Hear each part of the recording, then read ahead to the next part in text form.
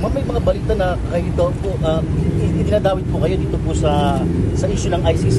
Sa tingin niyo, ma'am, baka kayo na po ang next na puntirin after this? Oo, sinabihan ako ng nanay ko. Sinabihan ako ng nanay ko, sabi niya mag-ingat ka dahil ikaw ang susunod. Handa na, ma'am?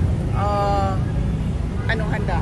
Kumbaga handa na Pumasok harapin, doon handa na para malampasan, mapagtagumpayan.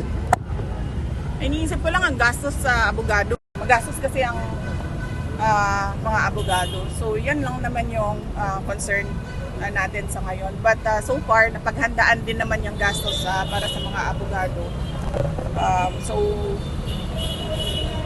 Okay lang.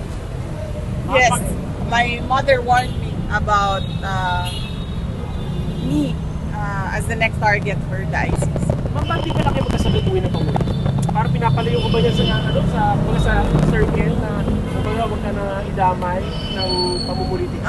Hindi. Kasi kami, kung napapansin nyo, kahit dati, hindi kami nagsasabay sa airplane. Silang mag-asawa or kaming mag-ama, hindi kami nagsasabay sa airplane. Kasi pag nahulog yung airplane, mauubos kami ng lahat. Kaya never kaming nagsasabay sa mga airplanes. Ma'am, nandito lang kami, ma'am. Kaya hindi rin ako makapagsabi sa loob na sasama ako sa airplane na yan.